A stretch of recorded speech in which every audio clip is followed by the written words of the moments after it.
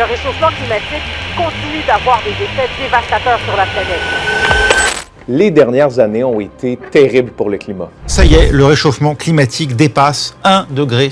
C'était pourtant la limite posée par l'accord de Paris. C'est sûr qu'on a dépassé le 1,5 degré. C'est une création de l'esprit de penser que ça, qui était le seuil sécuritaire que les scientifiques avaient proposé, c'est sûr que c'est dépassé. Et on commence sérieusement à le ressentir.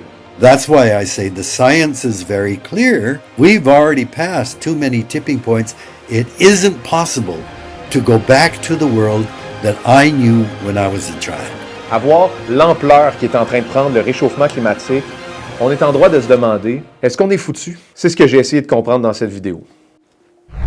C'est un bon moment pour faire le bilan de la lutte contre les changements climatiques. Cette année, le Brésil accueille la COP30. C'est la 30e conférence qui réunit tous les pays du monde pour discuter de comment on peut combattre le réchauffement planétaire.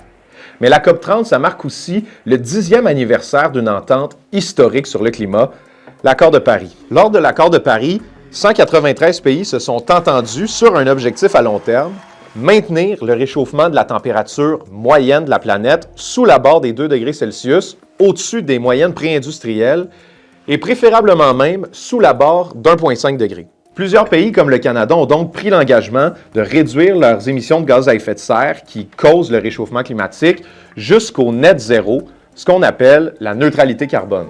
Et au Canada, bon, disons que on n'a pas de quoi être particulièrement fier, on est stable dans nos émissions. Il y en a des optimistes qui peuvent dire que c'est mieux que d'avoir beaucoup augmenté, mais on n'est pas rendu au moment où on devrait être fier d'être stable. On devrait être en train de réduire énormément. Dans un scénario où le réchauffement dépasse les 2,5 degrés, on pourrait compter dans le sud du Québec plus de 20 jours par année où il fera plus que 32 degrés dès 2040 et jusqu'à 50 jours par année d'ici la fin du siècle selon l'Institut de santé publique du Québec. À titre comparatif, on comptait seulement 3 jours par année à plus de 32 degrés il y a une dizaine d'années. Est-ce qu'on est foutu en tant que civilisation? Je pense que tant qu'on est vivant, on a un devoir d'agir. Je suis un peu fatiguée, je suis un peu tannée. Là, j'aimerais ça qu'on réagisse tous, mais je pense pas qu'on peut abandonner d'essayer d'agir quand on sait à quel point c'est dangereux ce qui nous guette.